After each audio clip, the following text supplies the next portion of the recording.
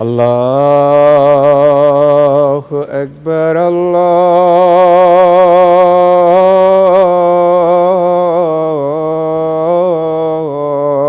الله أكبر الله أكبر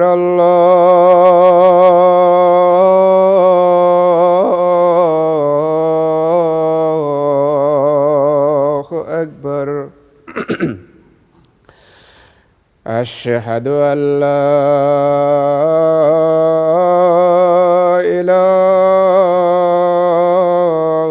إله إلا الله أشهد أن لا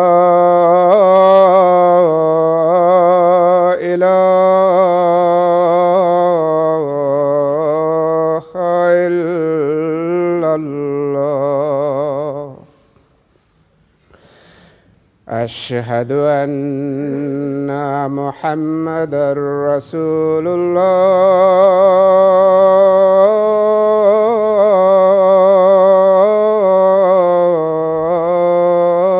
الله أشهد أن محمدًا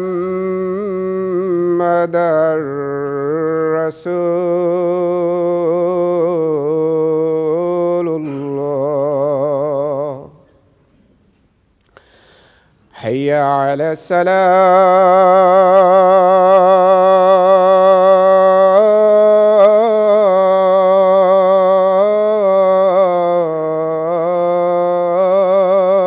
الصلاة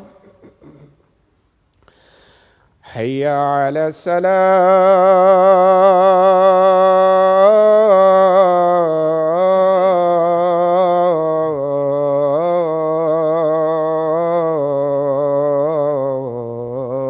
السلام حي على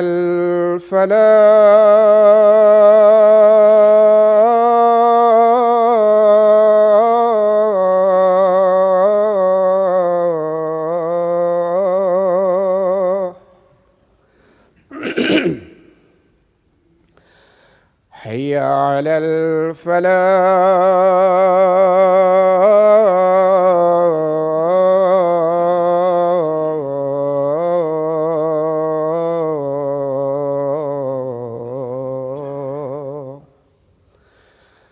الله أكبر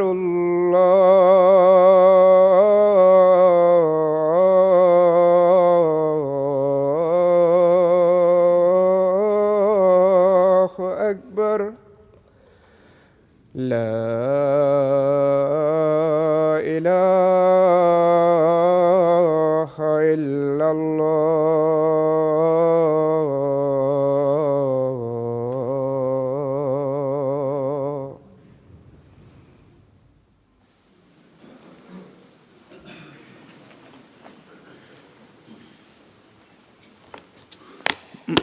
السلام عليكم ورحمة الله.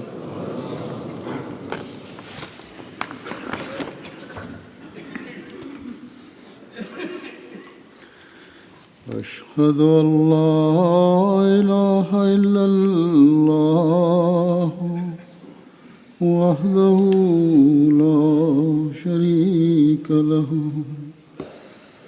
وأشهد أن محمدًا عبده ورسوله أما بعد فأعوذ بالله من الشيطان الرجيم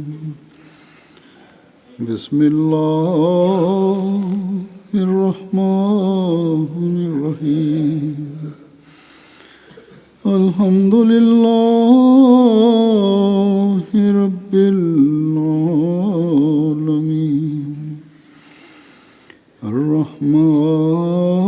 الرحمن الرحيم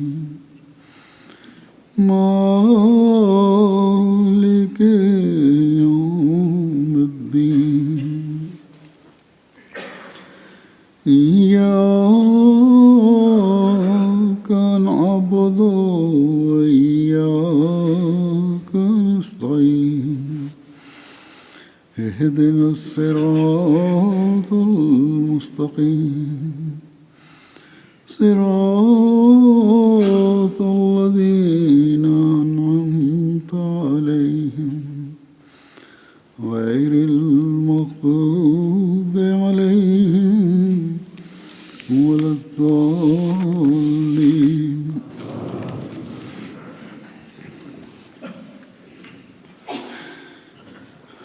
حضرت مسیح موعود علیہ السلام کو دعوے سے پہلے بھی یہ الہام ہوا اور پھر آخر تک کئی مرتبہ ہوا کہ ینصروں کا رجال نوحی الیہم من السماء، یعنی تیری مدد وہ لوگ کریں گے جن کے دلوں میں ہم الہام کریں گے. اور 1907 میں اس کے ساتھ یہ بھی الہام ہے کہ یاتون من کل فج عمیق،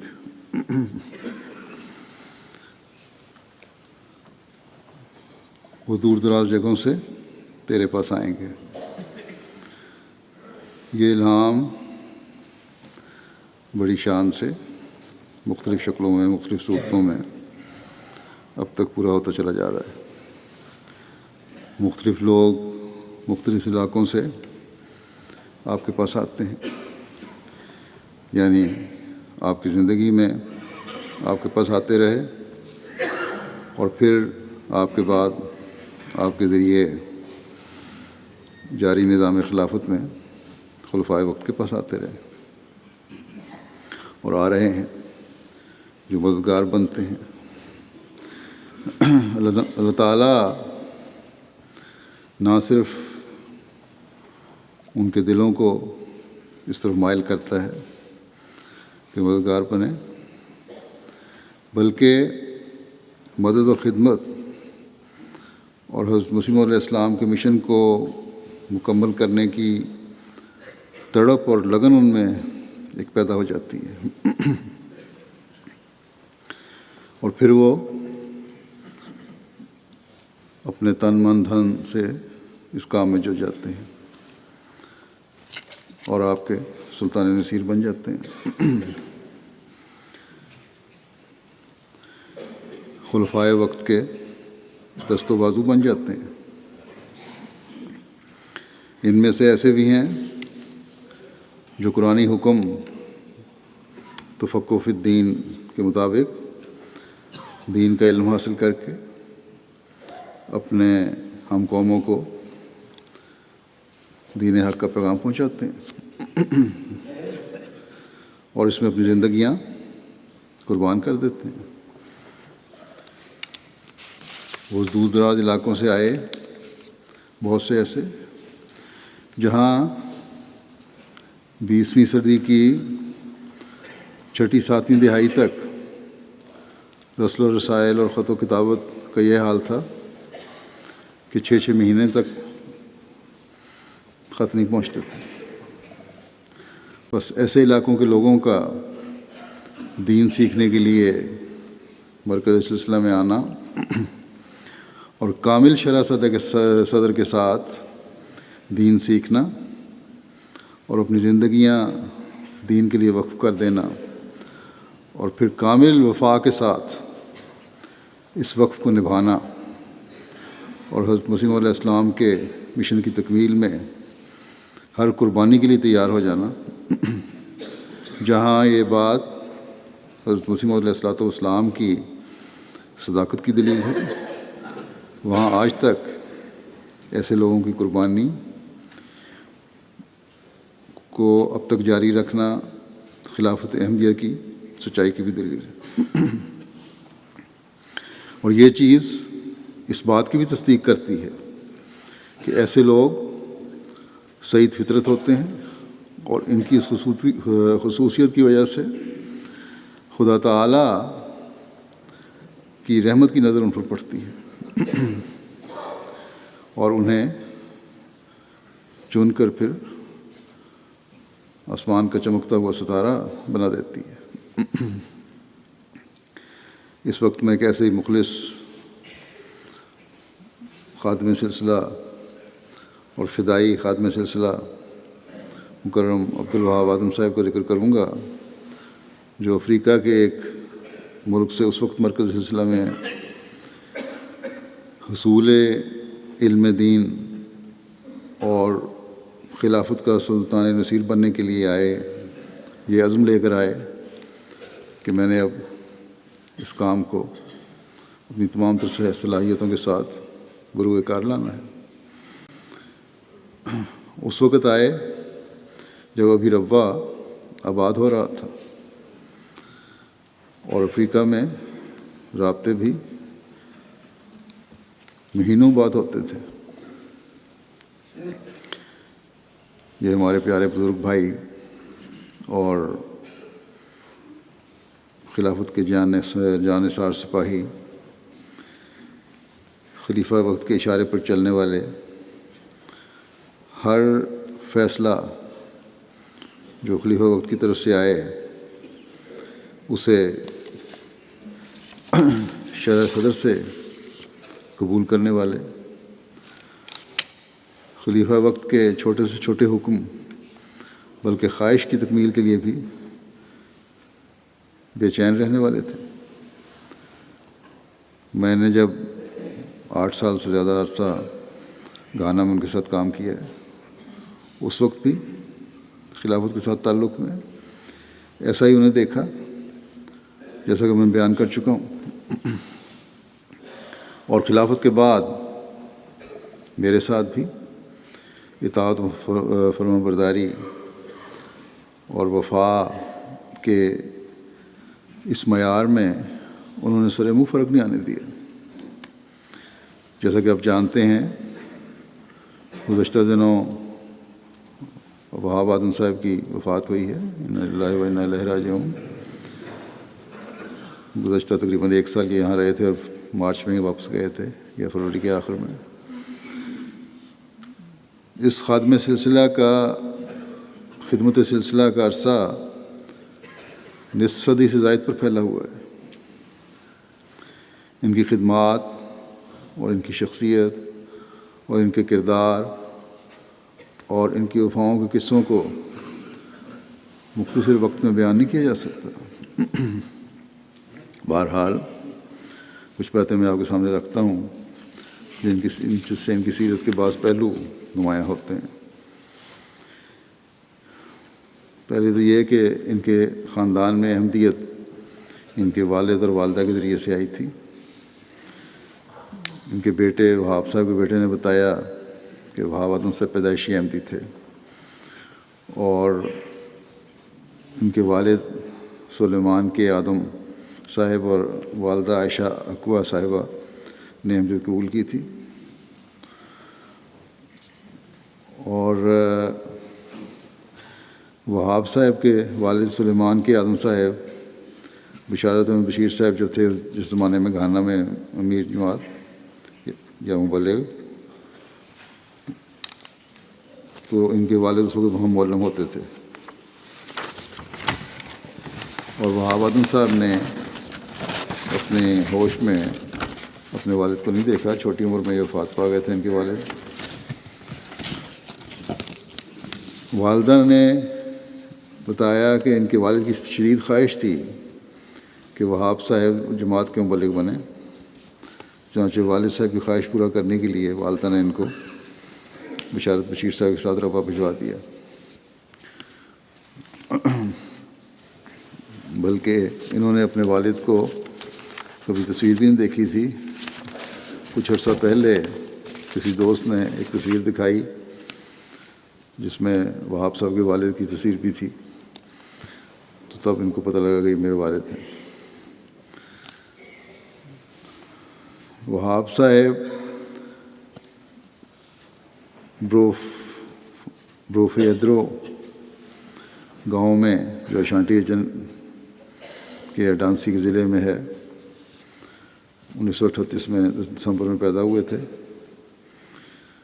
اور ابتدائی تعلیم انہوں نے یونائٹڈ مڈل اسکول سے حاصل کی، پھر احمدیہ سیکنڈری اسکول کماسی میں پڑھے، وہاں سے تعلیم مکمل کی یا کچھ عرصہ باہر پڑھتے رہے، پھر وہ زندگی وقف کر دی، اور آپ کو 1952 میں جامعہ احمدیہ ربوہ میں تعلیم حاصل کرنے کے لیے بھجوا دیا گیا۔ 1960 میں آپ نے جامعہ احمدیہ ربوہ سے شہادت کی ڈگری حاصل کی، واپس گھانا گئے اور وہاں آپ کا مختلف جگہوں پہ بطور ریجنل مشنری تقرر ہوا۔ 1969 تک اس ریجن میں جو پہلی ریجن تھی براؤن گھافو، وہاں اپنی خدمت کی توفیق پائی۔ اس کے بعد ساؤتھ پونڈ گھانا میں جامعۃ المبشرین کے پرنسپل بنے، اور اس وقت یہ حال تھا مشنوں کا کہ چھوٹے چھوٹے مٹی کے گھر ہوتے تھے، غسل خانے کوئی نہیں، چٹائیوں کو کھڑی کر کے چٹائیاں اور لکڑی کے ڈنڈوں پہ غسل خانے بنائے جاتے تھے۔ اب تو تصور نہیں افریقہ میں، جنہوں نے مجھے بتایا ایک دفعہ کہ غسل خانے کی یہ حالت تھی کہ 2 اینٹیں رکھ کے بالٹی پانی کی کہیں سے لا کے تو غسل کر لیا کرتے تھے۔ بالکل ہی ابتدائی حالات تھے۔ بہرحال اس کے بعد 1971 میں وہاب صاحب کی تقرری UK میں بطور نائب امام مسجد فضل لندن ہوئی۔ 1974 تک یہ ذمہ داری ادا کی آپ نے۔ 1975 میں آپ کو امیر اور مشنری انچارج گھانا مقرر کر دیا گیا اور تقریباً 39 سال وفات تک یہی خدمت سر انجام دیتے رہے۔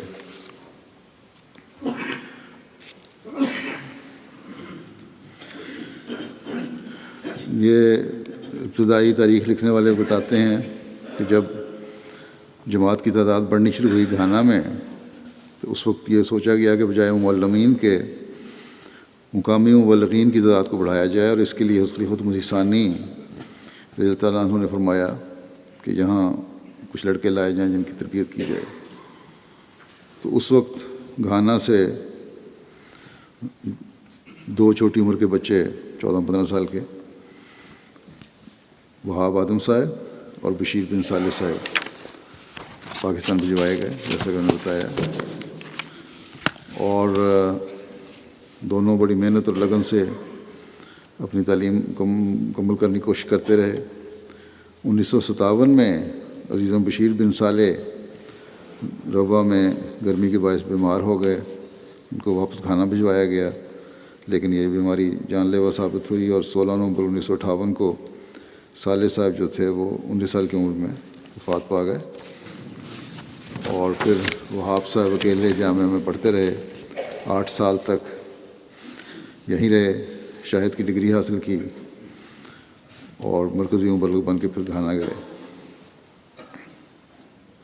ان کے جانے کے بعد پھر جماعت اس وقت تک کچھ بڑھ بھی چکی تھی، لوگوں کو جوش و جذبہ بھی پیدا ہوا، اور انہوں نے پھر اپنے بچے جامعہ احمدیہ میں بھجوانے شروع کیے۔ اس کے بعد پھر 8-10 مبلغین یہاں سے بن کے گئے، پھر بعض پابندیاں لگ گئیں، اب تو وہیں جامعہ نے خود ہی مبلغین تیار ہو رہے ہیں، بلکہ انٹرنیشنل جامعہ بن گیا جہاں افریقہ کے مختلف ممالک سے مبلغین لڑکے آتے ہیں اور شاہد مبلغ کا کورس پاس کرتے ہیں۔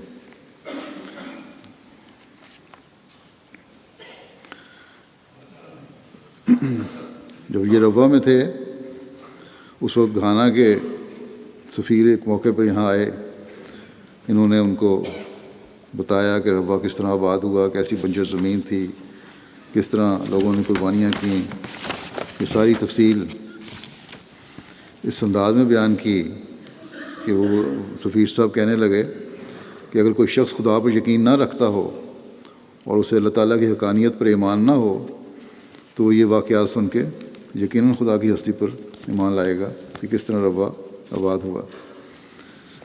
کوئی بھی موقع تبلیغ کا جانے نہیں دیتے تھے۔ اپنا واقعہ بیان کرتے ہیں کس طرح انہوں نے ربوہ میں ابتدائی زمانے میں گزارا۔ کہتے ہیں بجلی بھی نہیں ہوتی تھی ان دنوں میں، پینے کا پانی کوئی نہیں تھا، دور سے لانا پڑتا تھا، کوئی بلڈنگ نہیں تھیں، اور ہاسٹل کی چھتیں بھی کچی تھیں، فرش بھی کچا تھا، بارش ہوتی تو فرش چھت ٹپکتی تھی، فرش پہ پانی کھڑا ہو جاتا تھا، بلکہ مذاق میں بتایا کرتے تھے کہ ہمارے جو صندوق تھے، بکس تھے، وہ بھی پانی میں تیرنے لگ جاتے تھے. تو یہ حال تھا اس وقت. پھر احمد نگر میں بلڈنگ لی، وہاں جامعہ شروع ہوا. غیر ملکیوں کا بھی ایک ہاسٹل تھا، تو وہاں انگلستان سے بھی ایک شخص تھا، اس میں ایک جرمنی سے عبدالشکور کنزے صاحب تھے، امریکہ سے ایک امریکن، ایک وائٹ امریکن تھے، ایک افریقن امریکن تھے. ٹرینیڈاڈ سے بھی ایک صاحب آئے ہوئے تھے، چین سے عثمان چینی صاحب تھے، ابراہیم وان اور ادریس وان صاحب تھے.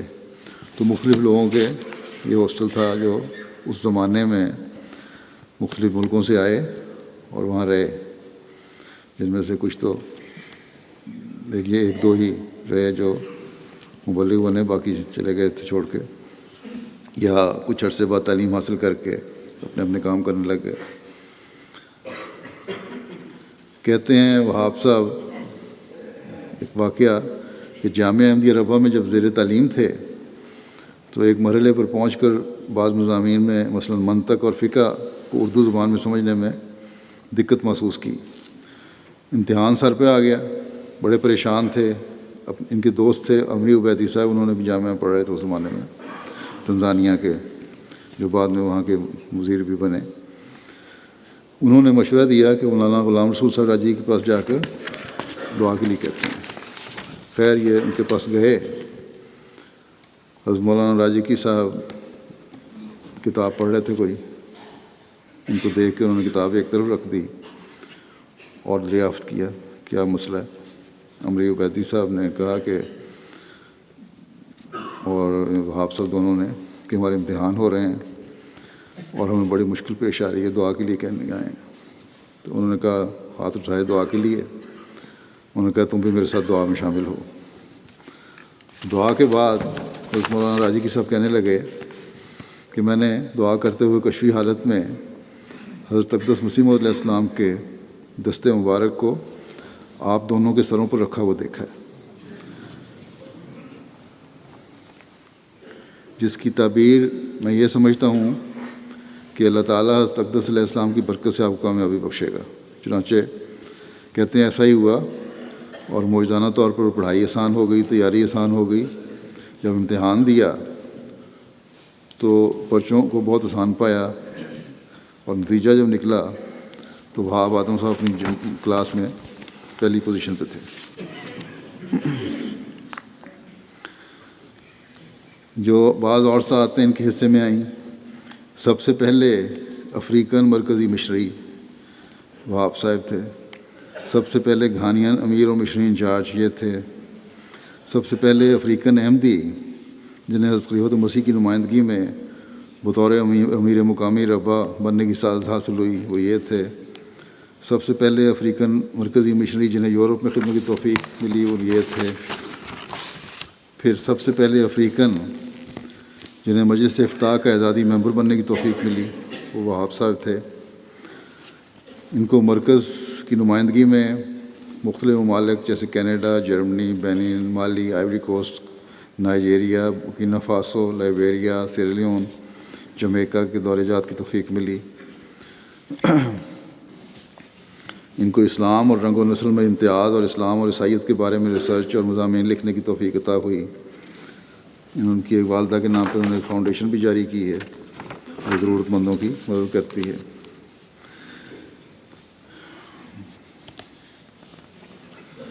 جماعت احمدیہ گھانا نے ان کے دور عمارت میں اللہ کے فضل سے بڑی ترقی کی ہے.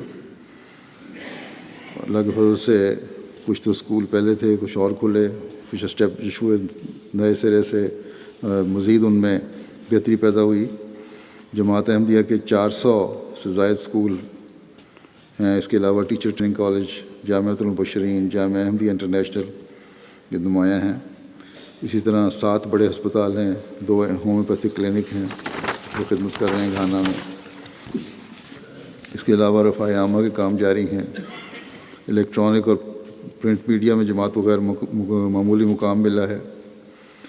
گھانا کی 2 مشہور شاعرائیں جو ہیں ان پہ انہوں نے بڑی کوشش سے حضرت مسیح موعود علیہ الصلوۃ والسلام کی بڑی بڑی تصویریں آویزاں کروائی ہیں، اور ہر آنے جانے والا وہ دیکھتا ہے. اور نیچے لکھا ہوا ہے جس مسیح کے آنے کا انتظار تھا وہ آ گیا اور وہ یہ ہیں. اس طرح یہ کھل کے انہوں نے وہاں تبلیغ بھی کر رہے ہیں.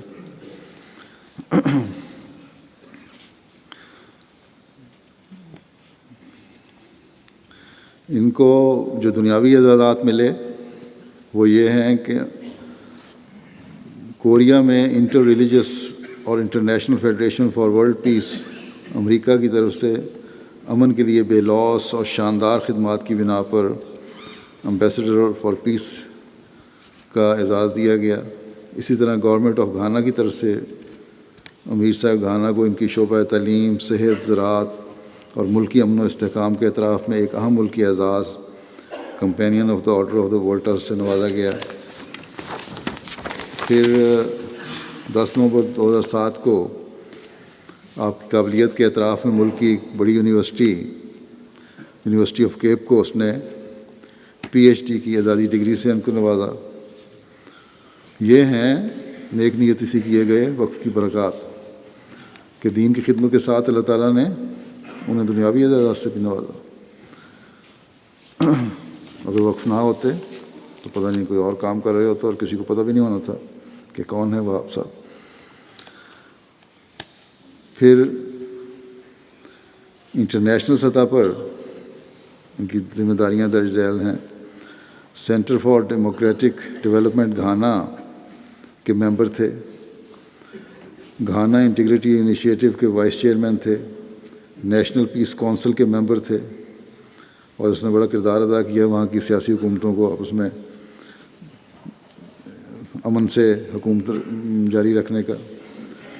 کو founder and national president for council of religions تھے جس میں مختلف مذاہب کے لوگ نمائندگی تھی. نیشنل ریکنسیلیشن کمیشن کے ممبر رہ چکے تھے.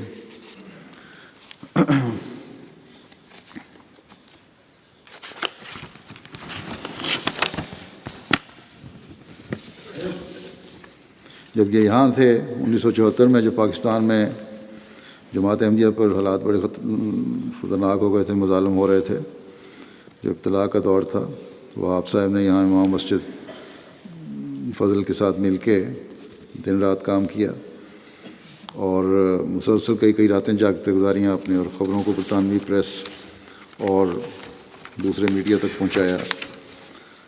1973 میں وہاب صاحب کو مسلم ہیرلڈ کا نائب ایڈیٹر مقرر کیا گیا. اس رسالہ میں انہوں نے 2 نئے کالم شروع کیے. ایک لندن ڈائری کے نام سے تھا جس میں مہینے کی کارگزاری رپورٹ شائع ہوتی تھی، اور دوسرا کالم یور کوسچن آنسرڈ کے نام سے تھا جس میں مختلف لوگوں کے موصول ہونے والے سوالات مدلل جوابات ہوتے تھے.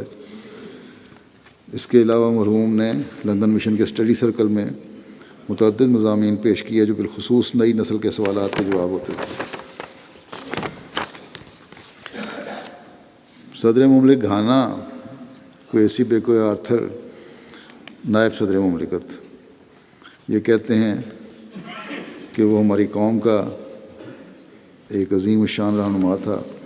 حکومت گھانا اس عظیم الشان رہنما کی وفات پر ان کے اہل خانہ اور احمدیہ مسلم مشن کے ساتھ غم میں برابر کی شریک ہے. ہم میں سے بہت سے مولوی وہاب آدم کو ان کی اس ملک میں امن کی فضا پیدا کرنے کی کوششوں کے لیے ہمیشہ یاد رکھیں گے. اسی طرح ان کی اور احمدیہ مسلم مشن کی، جس کی انہوں نے کئی سال تک قیادت کی ہے، تعلیم کے فروغ کے لیے کی گئی کوششوں کو بھی فراموش نہ کر سکیں گے. اسکالر اور مذہبی رہنما کو غمگین دل کے ساتھ الوداع کہتے ہوئے دعاگو ہیں کہ جس امن کے قیام کے لیے انہوں نے کوشش کی تھی وہ ہمارے ملک میں قائم و دائم رہے.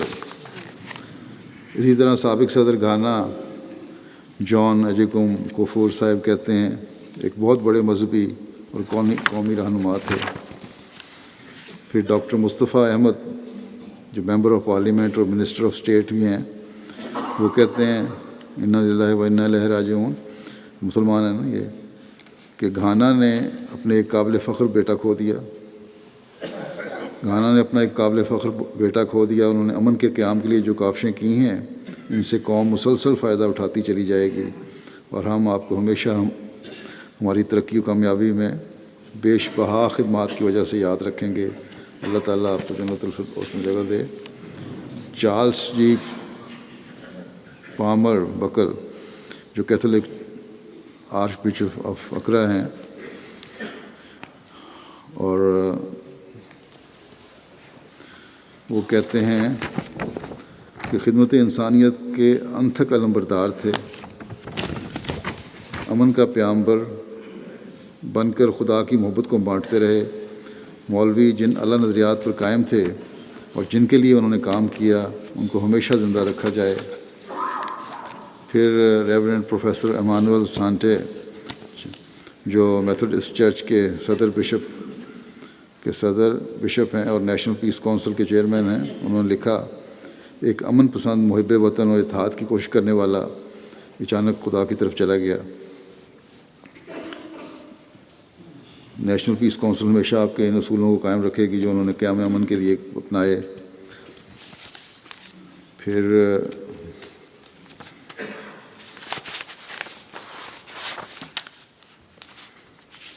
اسی طرح اور لوگوں نے بھی دیے ہیں۔ وزارت خارجہ کے نمائندہ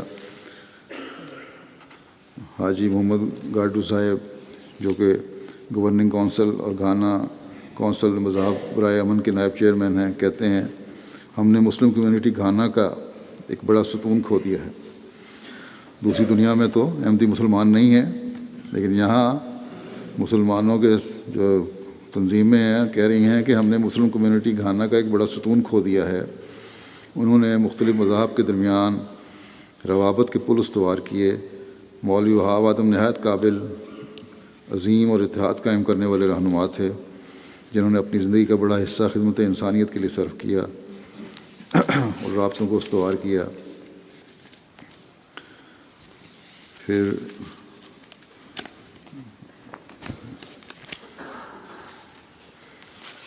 ان کے بیٹے نے ان کے بارے میں کچھ حالات لکھے ہیں، حسن وہاب نے، کہتے ہیں کہ والد صاحب خلافت احمدیت کے حقیقی وفا شعار تھے۔ ہر امر میں خلیفہ وقت سے ضروری رہنمائی حاصل کرتے تھے۔ بسا اوقات چھوٹی چھوٹی باتیں بھی خلیفہ وقت کی خدمت میں بغرض رہنمائی لکھتے۔ مثال کے طور پر اپنی وفات سے ایک ہفتہ پہلے جب بیماری کی وجہ سے کافی کمزور ہو گئے تو ڈاکٹر صاحب نے ہسپتال جانے کے لیے کہا۔ اس پر انہوں نے ڈاکٹر صاحب کو جواب دیا کہ پہلے خلیفہ وقت کی خدمت میں لکھ کر اجازت لے لو، پھر جاؤں گا۔ شکر گزاری کے بارے میں ان کے بیٹے لکھتے ہیں، زندگی کا وسیع تجربہ رکھتے تھے اور اس حوالے سے جو بھی واقعات سناتے ہیں ان کا ہمارے اخلاق پر بہت گہرا اثر ہوتا۔ 1990 میں جب ان کا ایک بیٹا ملک سے باہر گیا تو اس نے وہاب صاحب کو شکایت کی کہ گھر سے رابطہ کرنے میں بہت وقت لگتا ہے، بہت دیر سے خط پہنچتا ہے۔ اس دور میں انٹرنیٹ اور ای میل وغیرہ اتنی سہولت میسر نہیں تھی۔ اس پر وہاب صاحب نے اسے بتایا کہ دیکھو، جب میں ربوہ تعلیم کے حاصل کر رہا تھا تو میری ماں تک میرے خطوط پہنچنے میں 6 مہینے کا وقت لگتا تھا۔ آپ لوگوں کو اللہ کا شکر گزار ہونا چاہیے کہ آج کل سہولتیں میسر ہیں۔ پھر اس محنت کی عادت کے بارے میں کہتے ہیں کہ بعض اوقات ہم نے دیکھا کہ فجر کی نماز کے بعد کام شروع کرتے اور سوائے نمازوں اور کھانے کے وقفے کے سارا دن اور ساری رات یہاں تک کہ اگلی فجر کا وقت آ جاتا کام میں مصروف رہتے۔ اپنی زندگی کے آخری دنوں میں جب بیماری کی وجہ سے زیادہ بیٹھ نہیں سکتے تھے تو انہیں لیٹ کر کام کرتے دیکھا، لیٹے لیٹے لمبے چوڑے خطوط لکھتے اور نوٹس لکھتے تھے۔ اب آخر تک ان کے خط مجھے آتے رہے ہیں۔ خاص طور پہ مجھے جو خط لکھتے تھے ہمیشہ اپنے ہاتھ سے لکھتے تھے، اور ایک خوبی یہ تھی کہ اردو میں لکھتے تھے۔ خوش مزاجی، صبر اور حوصلے کے بارے میں ان کے بیٹے لکھتے ہیں کہ بہت خوش مزاج انسان تھے۔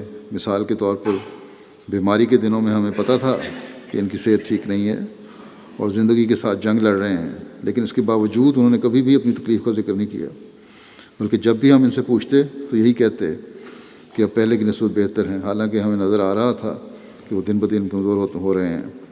اپنی بیماری کے سخت ایام میں بھی ہمیں لطائف سناتے رہے۔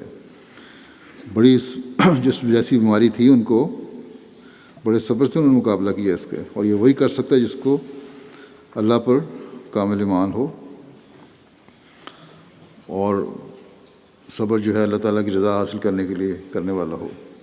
بعض لوگ اظہار کرتے رہے اس وقت کہ شاید ان کو پتہ نہیں، ان کو کینسر کی بیماری تھی، پینکریاس کا کینسر تھا، کہ شدت کیا ہے بیماری کی، لیکن لوگ غلط تھے، ان کو سب کچھ پتہ تھا، لیکن یہ اس بات پر یہ نہیں تھے کہ جس طرح اللہ تعالیٰ نے جیسی زندگی دی الحمدللہ بڑی اچھی دی، اور اس بات پر بھی راضی تھے کہ اللہ تعالیٰ یہ بیماری سے شفا دے یا جو بھی اس کی تقدیر ہے وہ آ جائے۔ اس بارے میں زبیر خلیل صاحب لکھتے ہیں کہ گزشتہ برس جرمنی میں چیک اپ کروانے کے لیے خاکسار کو ان کے ساتھ اسپیشلسٹ ڈاکٹر کے پاس جانے کی توفیق ملی۔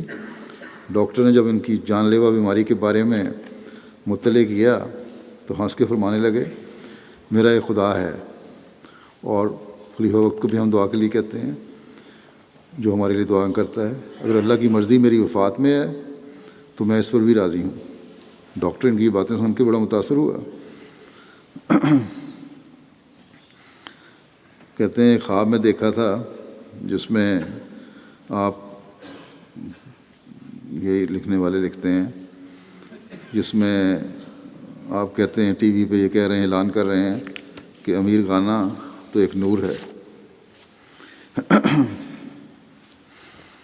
پھر ان کے بیٹے کہتے ہیں کہ مہمان نوازی، جو بھی ان سے ملنے کے لیے جاتا خود جوس پیش کرتے۔ ہمارے بہت سے مسلمان اور غیر مسلم دوستوں نے مجھے اس بات کا ذکر کیا کہ وہاب صاحب ہمارے ساتھ اپنے بچوں جیسا سلوک کرتے، جب بھی کوئی ان سے مشورہ مانگتا ہمیشہ ان کی مدد کرتے۔ گھانا میں کوکونٹ خاص طور پہ بڑا ہوتا ہے اور پیش کیا جاتا ہے، اور یہ خاص طور پہ فریج میں رکھتے ہیں مہمانوں کو پیش کرنے کے لیے۔ ہمارے گئے ہوئے تھے پچھلے دنوں میں مبارک ظفر صاحب، وہ کہتے ہیں کہ بیماری کے باوجود ان کی کوشش یہ تھی کہ خود کھول کے اسٹرا ڈال کے وہ پیش کریں۔ ہاتھ پوری طرح اٹھا نہیں سکتے تھے تو پھر دوسروں کی مدد سے انہوں نے اسٹرا ڈالنے کی کوشش کی۔ آخری بیماری تک یہ وصف جو تھا مہمان نوازی کا، اس کو انہوں نے پوری طرح نبھانے کی کوشش کی۔ بشارت بشیر صاحب کی اہلیہ صاحبہ لکھتی ہیں کہ وہاب صاحب جو اپنی تعلیم مکمل کی، خدا کے فضل سے کامیاب مبلغ بنے۔ وہاب صاحب کی طبیعت میں شروع سے ہی بہت انکساری تھی۔ 1954 میں میری شادی ہوئی تو میں نے دیکھا کہ وہاب صاحب ہمارے گھر آتے اور مجھے کہتے کہ مولانا کے بوٹ دے دیں، یعنی بشارت بشیر صاحب کے بوٹ دے دیں، میں نے پالش کرنے ہیں۔ میں بہت گھبرا جاتی کہ مبلغ بننے والے بچے سے میں یہ خدمت لوں، لیکن ان کا اصرار ہوتا تھا، اس لیے کہ جو احسان انہوں نے رب لا کے ان پہ کیا اس کو ہر صورت میں اتاریں، اور ویسے بھی استاد کی ایک عزت ان کے دل میں تھی۔ اسی طرح انہوں نے بشارت بشیر صاحب کی وفات پر بڑا مضمون لکھا، اور جب انہوں نے اس کا ذکر کیا تو بڑے خوش بھی ہوئے۔ رحمت علی کا واقعہ ان کے بیٹے لکھتے ہیں کہ بہت سے واقعات ہیں جب انہوں نے لوگوں کی مدد کے لیے اپنے تعلقات استعمال کیے اور ایسے لوگوں کی بھی مدد کرتے جنہیں وہ پہلے نہ جانتے تھے۔ ایک مرتبہ ایک بیوہ ان کے پاس آئی اور اس نے کہا کہ وہ بیوہ ہو گئی اور چاہتی ہے کہ کوئی چھوٹا سا کام شروع کر کے اپنے پاؤں پر کھڑی ہو جائے، جس کے لیے اس کو مالی مدد کی ضرورت ہے۔ والد صاحب نے اس بیوہ خاتون سے پہلے کبھی کوئی واقفیت نہیں تھی، لیکن اس کی مدد کی تاکہ وہ اپنا کاروبار شروع کر سکے۔ بچوں سے بڑا اس نے سلوک کرتے تھے، ہمیشہ دوسروں کو بھی، ہر بچوں کو جب بھی ملتے ان کو تحفے، غبارے اور چاکلیٹ ان کی جیب میں ہوتے تھے، دیا کرتے تھے۔ اور بلکہ کسی نے مجھے شکایت کی کہ ان کا سلوک ایسا ہے، اس میں نے کہا مجھے یقین تو نہیں، لیکن ان کو میں نے بھیج دیا۔ اس پر انہوں نے کہا میں تو ہمیشہ اپنے پاس سے اپنے اوپر تنگی کر کے بھی لوگوں کا خیال رکھتا ہوں، لیکن بہرحال ایسا طبقہ ہوتا ہے جو شکایتیں کرنے پہ تلا ہوتا ہے، چاہے اس سے اچھا سلوک بھی کیا جائے۔ اسی طرح خلافت کے ساتھ تعلق اور وابستگی کے بارے میں، یا کوئی کام پوچھے بغیر نہیں کرنا، ڈاکٹر تحصیل صاحب لکھتے ہیں کہ وہاب صاحب کا ایک وصف یہ تھا کہ اطاعت ہمیشہ کرنی ہے۔ کہتے ہیں خلافت رابعہ میں ایک بار یہ گھانا میں ڈاکٹر ہوتے تھے، ایک غیر احمدی ریڈیوگرافر کی طرف سے ایکس رے پلانٹ لگانے کی تجویز ہوئی جس میں بظاہر ہسپتال کو فائدہ اور سہولت دکھائی دے رہی تھی۔ کہتے ہیں جب میں نے وہاب صاحب سے پوچھا تو کہنے لگے کہ کوئی بات طے کرنے سے پہلے خلیفہ وقت سے جب تک اجازت نہیں مل جاتی یہ نہیں کرنی، ان سے اجازت لو پھر آگے بات چلانا۔ چنانچہ جب اجازت لی گئی تو نہیں ملی اجازت، اور اس طرح بہت سی باتوں سے بچ گئے۔ محمود ناصر ثاقب صاحب مالی کے امیر جماعت ہیں، کہتے ہیں، یہ پہلے بورکینا فاسو میں بھی رہے ہیں محمود ناصر صاحب، کہتے ہیں وہاب صاحب وہ مبلغ تھے جو ہم پیچھے آنے والوں کے لیے ایک نیک نمونہ بنے۔ کہتے ہیں خاکسار کو ان کے ساتھ متعدد دفعہ ملنے کا موقع ملا۔ خاکسار نے سبق تینگا گاؤں میں وہ جھونپڑی دیکھی ہے جس میں بورکینا فاسو میں ان کا قیام ہوتا تھا وہاب صاحب کا۔ ان کی کوشش سے 1986 میں وہاب صاحب کی کوشش سے 1986 میں جماعت احمدیہ بورکینا فاسو کی رجسٹریشن ہوئی، اور 2005 میں بورکینا فاسو کے جلسے سلانے میں ان کو جو میں نے نمائندہ بنا کے بھجوایا تو انہوں نے بہت سی یادیں اپنی وہاں تازہ کیں، تو کن حالات میں وہ بورکینا فاسو آئے تھے، جماعت کی کس طرح رجسٹریشن ہوئی، بہت مشکلات تھیں، اللہ تعالیٰ کے فضل سے دور ہوئیں۔ پھر یہ بورکینا فاسو کی جماعت انہی کے ذریعے سے قائم ہوئی ہے کہ جاتے تھے، ہم بھی دیکھا کرتے تھے۔ اور خلافت جوبلی کے جلسے پہ بورکینا فاسو سے سائیکلوں کا قافلہ چلا تو ان کو پیغام بھجوایا ان کو کہ ٹمالے میں خود آ کر ان کا استقبال کروں گا، اور باوجود مصروفیت کے یہ گئے وہاں 200-300 میل کا سفر کر کے اور ان کا استقبال کیا بارڈر پہ۔ حافظ مشہود صاحب کہتے ہیں کہ میں نے ایک دفعہ چند سال پہلے میں نے کہا تھا کہ افریقہ کے لوگوں کو یہ مشہور ہے کہ احمدی حج نہیں کرتے اور غیر احمدیوں نے بڑی افواہیں پھیلائی ہوئی ہیں، اس لیے ہمارے مبلغین کو حج کرنا چاہیے، اس کے لیے ایک اسکیم شروع کی تھی۔ تو مشہود صاحب کہتے ہیں کہ میں نے وہاب صاحب سے کہا کہ مختلف لوگوں کے لیے آپ نام پیش کرتے ہیں، آپ خود کیوں نہیں جاتے؟ تو انہوں نے فوراً جواب دیا اس کا کہ میں پہلے ہی حاجی ہوں۔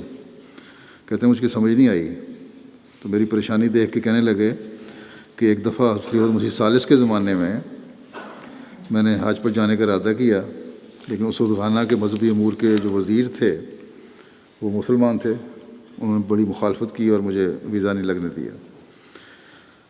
کچھ عرصے کے بعد حضرت مسیح ثالث سے ان کی ملاقات ہوئی تو حضور نے فرمایا کہ ویزا نہ ملنے کی کیا وجوہات ہیں۔ جب انہوں نے یہ بتایا اس کو وہاب صاحب کچھ دیر حضرت مسیح ثالث کچھ دیر خاموش رہے، ان کو دیکھتے رہے، اس کے بعد کہتے کہ مجھے ابھی کشفاً اللہ تعالیٰ نے دکھایا ہے کہ تم خانہ کعبہ کا طواف کر رہے ہو اور تمہارے ساتھ 60-70 ہزار لوگ طواف کر رہے ہیں۔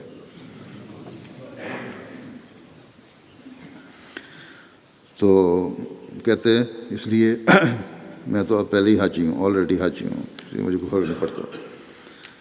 صبر ایک بڑی خاصیت تھی ان کی، کہتے ہیں میرا اس دماغ پہ نقشہ ہے صبر کا حالت کہ جس روز ان کے ایک داماد امریکہ میں تھے جو شہید ہو گئے تھے، وہاں کسی نے ڈاکہ ڈالا اور ان کو ان کے جگہ پہ قتل کر دیا۔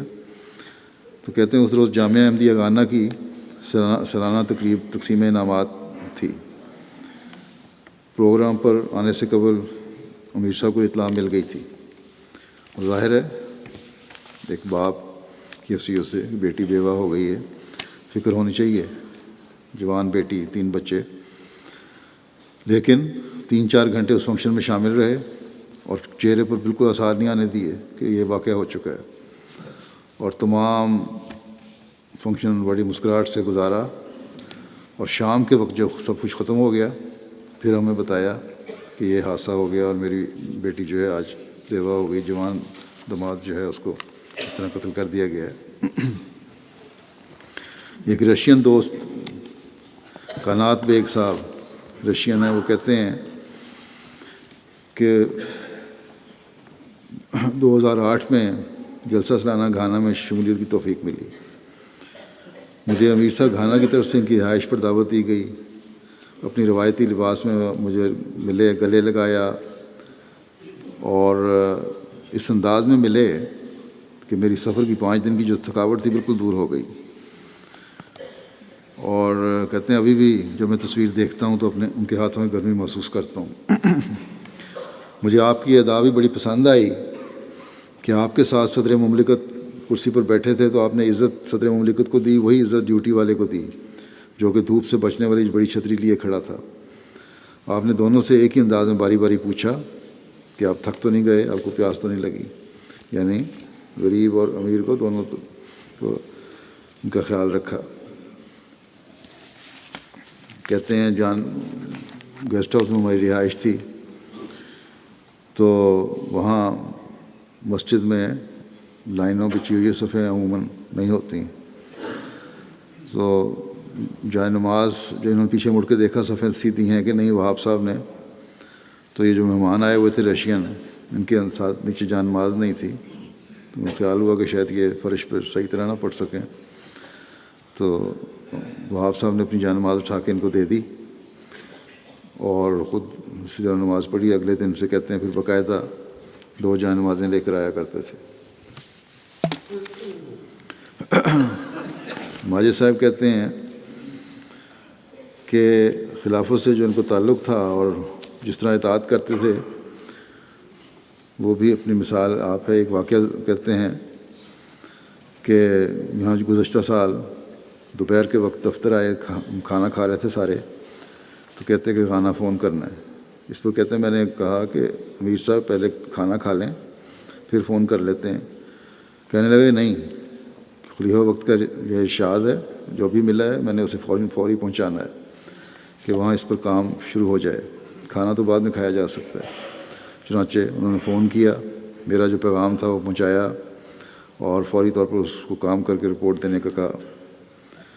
اسی طرح آج دین کی ساری یہ تھی کہ بار بار جو دفتر میں آتے اور یہ بیٹھے ہوتے وہاب صاحب دفتر میں، ماجد صاحب کے کہنے کو دیکھتے ہی اس لیے کھڑے ہو جاتے تھے کہ آپ ہمارے افسر ہیں، ہمارا فرض ہے کہ احترام کریں۔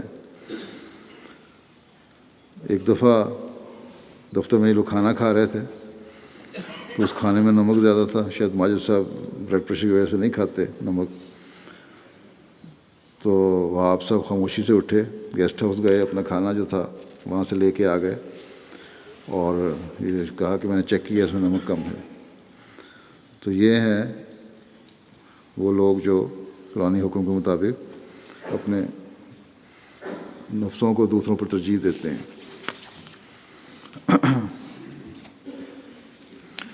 قریشی داؤد صاحب نے بھی لکھا، وہ بھی گھانا میں رہے ہیں کچھ عرصہ، کہ ریجنل مشنری کے علاوہ اردو ڈاک کے ساتھ آپ کے ساتھ کام کرنے کا موقع ملا، بڑی شفقت اور محبت سے پیش آتے تھے ہمیشہ ہر ایک کے ساتھ۔ ایک دفعہ کہتے ہیں میں پاکستان گیا تھا، رخصت سے واپس آیا تو کسی دوست کو کہا کہ فلاں وقت رات 11 بجے فلائٹ آنی ہے تو مجھے لینے آ جانا۔ تو کہتے ہیں جب میں جہاز سے اتر کے باہر آیا ہوں تو میری حیرت کی انتہا نہیں رہی کہ اس وقت بھی رات کو عبدالوہاب آدم صاحب ایئرپورٹ پہ دروازے پہ کھڑے تھے جہاں سے اتر کے جماعت ایئرپورٹ میں داخل ہوتے ہیں، اور امیگریشن وغیرہ کلیئر کروا کے اور دعا کے ساتھ پھر انہوں نے آگے ان کو رخصت کیا۔ اور خلفاء کے خط لکھوانے کا احترام اس طرح سکھایا، کہتے ہیں کہ اردو خط لکھتے وقت بعض دفعہ آپ خلیفہ وقت کو خط لکھتے ہوئے رپورٹ میں غلطی ہو جاتی تھی، تصحیح کے لیے جب ٹپیکس لگاتے تھے اس پہ تو نہیں کہتے تھے اس طرح نہیں کہ دوبارہ پورا خط لکھو، کیونکہ خلیفہ وقت کے ساتھ اس طرح جانا بے ادبی ہے۔ مرزا نصیر احمد صاحب بھی لکھتے ہیں کہ کام کو دوسرے وقت پہ نہیں اٹھا رکھتے تھے، بڑے جذبے سے کام کرتے تھے اور کام ختم کر کے ہی اٹھتے تھے۔ اسی طرح دوسروں کو بھی بڑا انکریج کرتے تھے جو کام کرنے والے ہیں۔ اور ایک دفعہ واہ میں جو وہاں سے 300-400 کلومیٹر دور ہے ایک فنکشن تھا، مرزا صاحب کو ساتھ لے گئے، اور کچی سڑک ہے اور بڑی ٹوٹی سڑک، صرف کچی نہیں بلکہ بے انتہا جھٹکے۔ خیر بڑا لمبا سفر کر کے جب وہاں پہنچے تو پتہ لگا کہ فنکشن تو ملتوی ہو گیا اور بڑا تکلیف دہ سفر ہوتا ہے، لیکن کچھ انہوں نے اظہار نہیں کیا اور کسی ناراضگی کا اظہار نہیں کیا۔ گو کے ہیڈ ماسٹر صاحب نے وہاں پہلے اطلاع دے دی تھی، لیکن تار کا نظام بھی ایسا ہی تھا، اطلاع نہیں پہنچ سکی۔ پھر بہت سارے لوگ ہیں ایسے واقفین زندگی جو لکھتے ہیں ہمارے بچوں کے لیے بعض دفعہ وہاں حالات کی وجہ سے دودھ وغیرہ میسر نہیں تھا، وہ فوراً ان کا انتظام کرتے تھے۔ یہ مجید بشیر صاحب نے لکھا اور انہوں نے بھی لکھا۔ پھر ڈاکٹر عبدالخالق صاحب کہتے ہیں کہ روا میں ایک دفعہ ملے تو تعارف نہیں تھا، پھر میں نے بتایا کہ مولانا غلام باری صاحب کا بیٹا ہوں میں، تو پھر دوبارہ اٹھ کے گلے لگایا کہ آپ تو میرے استاد کے بیٹے ہیں، اور بڑے احترام سے پیش آئے۔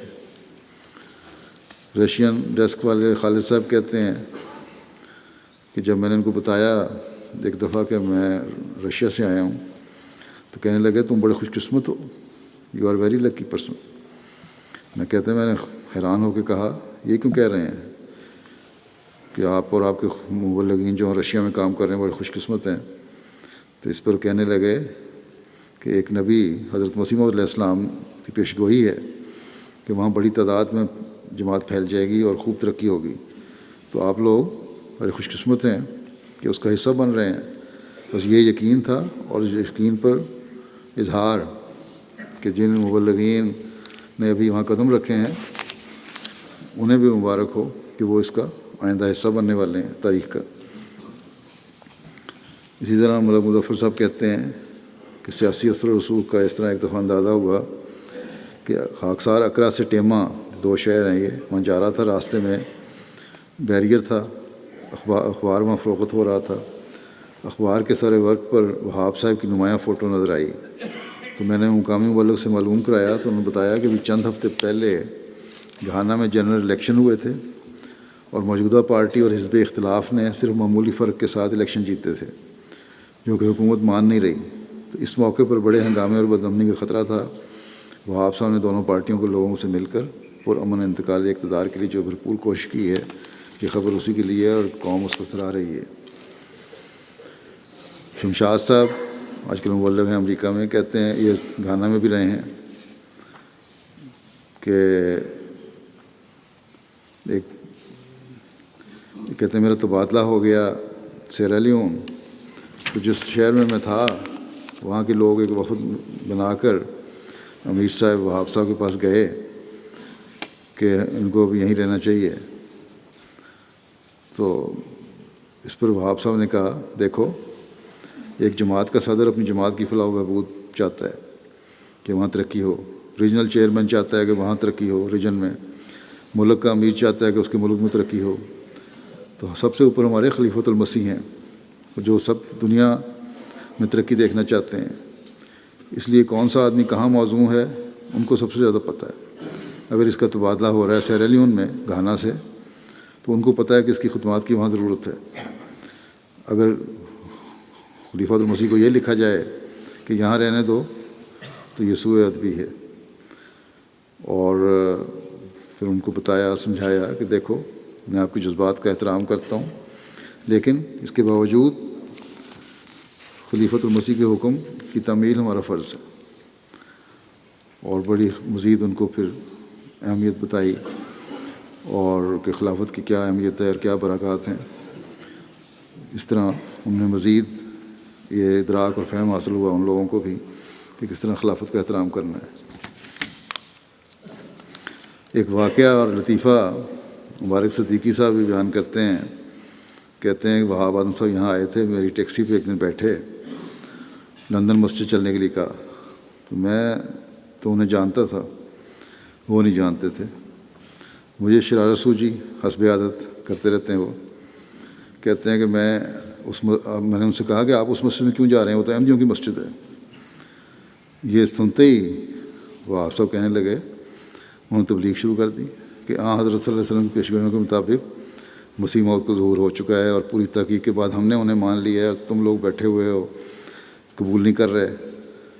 تو وہاں مسجد فضل پہنچ کے بہت دیر تک بیٹھے رہے، مجھے تبلیغ کرتے رہے۔ کہتے میں نے ان کو مذاقاً اس وقت کہا، بڑی سنجیدگی سے کہا کہ سنا ہے آپ کا کلمہ بھی الگ ہے۔ اس پر انہوں نے کہا ہمارا کلمہ لا الہ الا اللہ محمد رسول اللہ ہے۔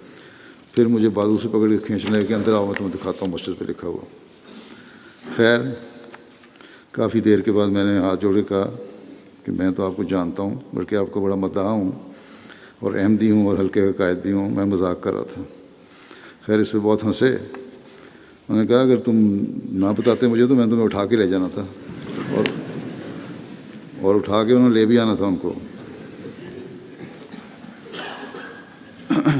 خلیفۃ المسیح ثالث طاہر المجید صاحب نے لکھا ہے، جیسے پہلے میں بیان کر چکا ہوں کہ روا میں امیر مقامی رہے، تو طاہر المجید صاحب نے لکھا ہے، مجھے بھی یاد ہے یہ کہ چند روز کے لیے روا سے باہر اسلام آباد گئے، وہاب صاحب کو امیر مقامی مقرر کیا، اور مولانا ابوالعطا صاحب کو نائب امیر مقرر کیا ان کا، اور یہ ہمیشہ اس پہ آبدیدہ ہو جاتے تھے۔ بلکہ مجھے بھی انہوں نے جب میں گھانا میں تھا کئی دفعہ بتایا کہ خلیفۃ المسیح ثالث مجھے ایک سبق دینا چاہتے تھے، ایک نصیحت کرنا چاہتے تھے۔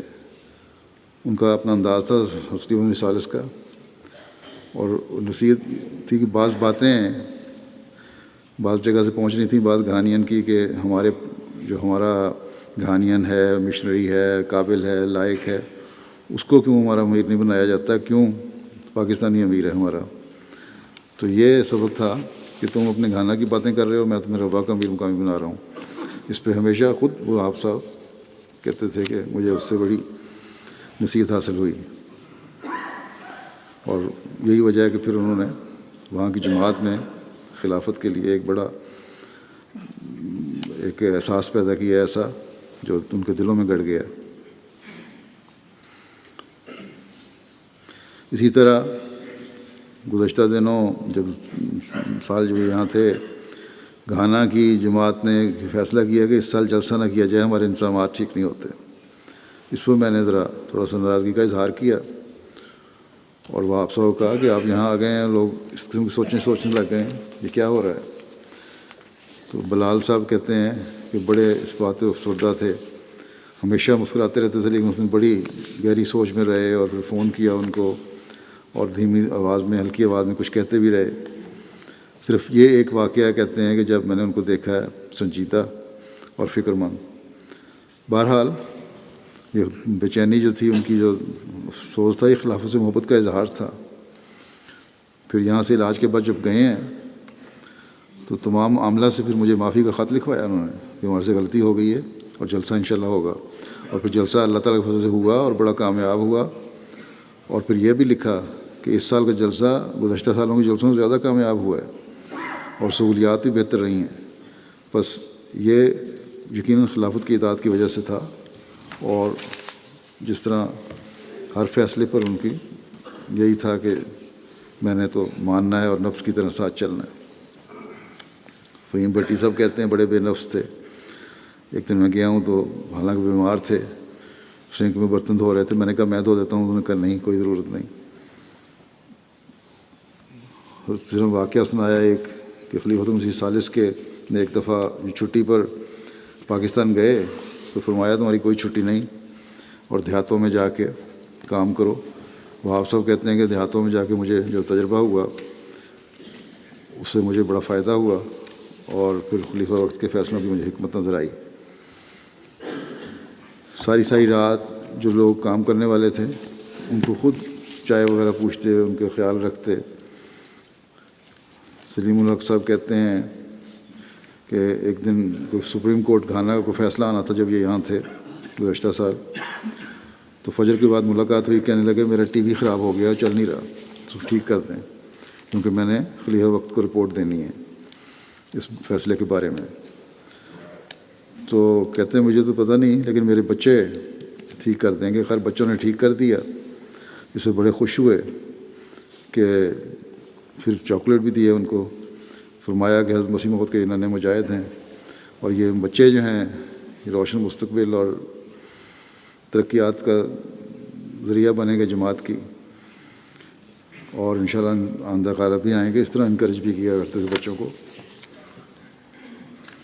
ابراہیم اخلص صاحب بھی ان کو ملے ہیں، کہتے ہیں کہ کوئی ملاوٹ نہیں تھی، خلافت سے محبت اور عقیدت بہت زیادہ تھی۔ اسی طرح مرکزی جو کوئی بھی نمائندہ جاتا تھا اس کی بڑی عزت و احترام کیا کرتے تھے۔ میں نے اپنا بھی ذکر کیا، میں رہا ہوں وہاں، ان کے گھر بھی رہا ہوں کچھ دن۔ شروع میں چھوٹی چھوٹی باتوں کا خیال رکھنا، پاکستانی خانوں کا، اور صرف میرا نہیں بلکہ ہر پاکستانی جو جاتا تھا اس کا خیال رکھتے تھے۔ اور ایک خوبی جو ان کی تھی نوافل اور تہجد کی میں نے دیکھی ہے۔ ایک دفعہ ایک لمبے سفر کے بعد ٹمالے میں نارتھن ریجن میں ہم تھے، وہاں یہ آئے اور بڑی خراب سڑک تھی، بڑا لمبا سفر تھکا دینے والا۔ رات 11 بجے پہنچے، کھانا وانا کھایا، 12 بجے فارغ ہوئے۔ تو رات کو میری آنکھ کھلی، ادھر دیکھا باہر تو سین میں صفیں بچھی ہوتی تھیں مسجد کے، تو وہاں انتہائی خشوع و خضوع سے نوافل پڑھ رہے تھے۔ رات کا 1:30 بجا تھا، شاید پتہ نہیں کب سے پڑھ رہے تھے، آدھا پونا گھنٹہ شاید سوئے ہوں گے، اور پھر نفل شروع کر دیے۔ تھکاوٹ ہو یا کچھ ہو، انہوں نے اپنے نوافل کبھی نہیں چھوڑے۔ ایک دفعہ ٹمالے میں ہی ایک مربی صاحب نے بغیر اس جماعت لوگوں کے سامنے میرے سامنے بڑا غلط رویہ ان کے ساتھ اپنایا۔ یہ تو کچھ نہیں بولے، مجھے غصہ آیا، میں نے بھی کچھ برا بھلا کہا ان مربی صاحب کو۔ صرف انہوں نے اتنا کہا اردو میں کہ ان غیر لوگوں کے سامنے کچھ خیال رکھا کرو جماعتی وقار کا، لیکن خاموش رہے کہ غیر۔ پھر مجھے انہوں نے کہا کہ دیکھو ایسی باتیں کرتے ہیں یہ غیر احمدیوں کے، کیا اثر پڑے گا ان کا اس بات کا۔ بڑا درد تھا اور صرف فکر تھی کہ جماعتی وقار اثر انداز ہو رہا ہے۔ بہرحال ایسے لوگ پھر وقف میں رہتے بھی نہیں، وہ مرکز واپس گئے وہ مربی صاحب، اور پھر فارغ بھی کر دیے گئے وقف سے۔ لیکن وہاب صاحب کو اس وقت صبر کو دیکھ کے مجھے بڑی حیرت ہوئی اس وقت، حالانکہ امیر تھے، کوئی بھی ایکشن لے سکتے تھے۔ جب میں گانا میں تھا تو مجھے کئی مرتبہ بڑے درد سے ذکر کیا کہ بعض مربیان جو ہیں محنت کرتے ہیں، بہت محنت کرتے ہیں، لیکن بعض ایسے بھی ہیں جو بالکل کام نہیں کرتے اور جواب دے دیتے ہیں کہ اس سے زیادہ کام نہیں ہو سکتا، حالانکہ تبلیغ کے نئے سے نئے راستے کھولنے چاہیے اور ہمیں پیغام پہنچانا چاہیے۔ اور یہ 100% بات صحیح تھی ان کی، کہ بعض صرف یہی سمجھتے ہیں کہ جو طریق ہے جاری ہو گیا بس اس پہ چلتے رہو، لکیر کے فقیر بنے رہو، نئے نئے راستے نہ نکالو۔ بہرحال وہاب صاحب کی یہ کوشش ہوتی تھی کہ ہر جگہ احمدیت کا پیغام پہنچے، صحیح اسلام کو پیغام پہنچے، اور اس کے لیے خود کوشش بھی کرتے تھے، دوسروں سے بھی یہ توقع رکھتے تھے اور اس کے لیے بے چین رہتے تھے، دعائیں کرتے تھے۔ پھر لالچ بھی کوئی نہیں، جماعت کی طرف سے کارکنوں کو، اور پاکستان میں روا میں کچھ پلاٹ ملے تھے، شروع میں ملا کرتے تھے سستی قیمت پہ۔ وہ اب گزشتہ سال انہوں نے مجھے لکھا، شاید اس لیے کہ یہاں علاج پہ جماعت کا پیسہ خرچ ہو رہا ہے، تو کمپنسیٹ کرنے کے لیے کہ وہ پلاٹ جو ہے جس کی لاکھوں روپے میں قیمت تھی وہ میں جماعت کو دینا چاہتا ہوں اور جماعت کو دے رہا ہوں۔ تو یہ بھی ہے کہ جو کوئی لالچ دنیاوی بھی نہیں تھا ان کو اس طرح، وہ کم از کم 20-25 لاکھ روپے کی جائیداد انہوں نے جماعت کو دی۔ ان کی وفات بھی بڑے سرکاری اعزاز کے ساتھ ہوئی، اور صدر مملکت نے وہاں اپنے اسٹیٹ ہاؤس میں ان کا جنازہ منگوایا، وہیں پڑھوایا، پروٹوکول پورا دیا حکومتی۔ جنازہ لے جانے کے لیے حکومت کی طرف سے پولیس اور آرمی اور پیراملٹری فورسز کی گاڑیوں نے مکمل اعزاز دیا۔ پھر وہاں پوری کارروائی ہوئی، اور اسٹیٹ ہاؤس میں مختلف وزراء نے، صدر نے، نائب صدر نے ان کے بارے میں خیالات کا اظہار کیا۔ صدر مملکت نمائندے نے، جو اسپیکر آف پارلیمنٹ جو تھے صدر مملکت نمائندے، اور اسی طرح نائب صدر مملکت بھی تھے وہاں، پورا پروٹوکول دیا گیا اعزاز کے ساتھ ان کو۔ اور پھر اسی طرح وہاں کے جو مختلف مذہبی رہنما تھے عیسائیوں وغیرہ نے، وہ بھی انہوں نے ان کے حق میں بہت کچھ کہا۔ ہمارے فرید صاحب جو مشنری ٹریننگ کالج جامعہ احمدیہ گھانا کے پرنسپل ہیں، انہوں نے حیات و موت کے جو ہے زندگی اور موت کا جو فلسفہ اور نظریہ ہے اسلام کا، وہ بیان کیا قرآن اور حدیث اور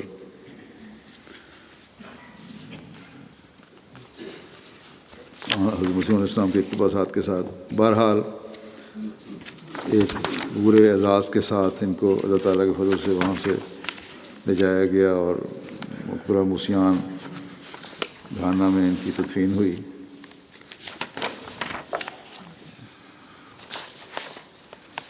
اور میڈیا پہ بھی کافی کوریج ہوئی، گھانا ٹیلی ویژن نے پوری کوریج دی اور اسٹریمنگ پہ دنیا میں بھی دکھائی گئی۔ ان کے پسماندگان میں ان کی اہلیہ مریم وہاب صاحبہ اور 4 بیٹے اور 3 بیٹیاں ہیں، اور اللہ تعالیٰ ان سب کو اپنی حفظ و امان میں رکھے اور خلافت اور جماعت سے ویسا ہی پختہ تعلق رکھے جیسا ان کا اپنا تھا اور یہ اپنے بچوں اور بیوی کے لیے چاہتے تھے۔ اللہ تعالیٰ صبر اور حوصلہ بھی ان کو عطا فرمائے اور وہ آپ سب کے درجات بلند فرمائے اور اپنے پیاروں کے قرب میں ان کو جگہ عطا فرمائے۔ نماز کے بعد انشاءاللہ ان کا جنازہ غائب بھی پڑھوں گا۔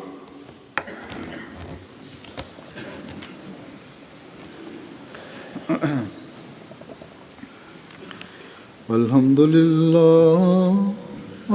للہ نحمده ونستعینه ونستغفره ونؤمن به ونتوکل علیہ ونعوذ باللہ من شرور انفسنا ومن سیئات اعمالنا من يهده الله فلا مضل له ومن يضلل فلا هادي له ونشهد أن لا إله إلا الله ونشهد أن محمدا عبده ورسوله عباد الله رحمكم الله إن الله يأمر بالعدل والإحسان وإيتاء ذي القربى وينهى عن الفحشاء والمنكر والبغي يعظكم لعلكم تذكرون اذكروا الله يذكركم وادعوه يستجب لكم ولذكر الله أكبر۔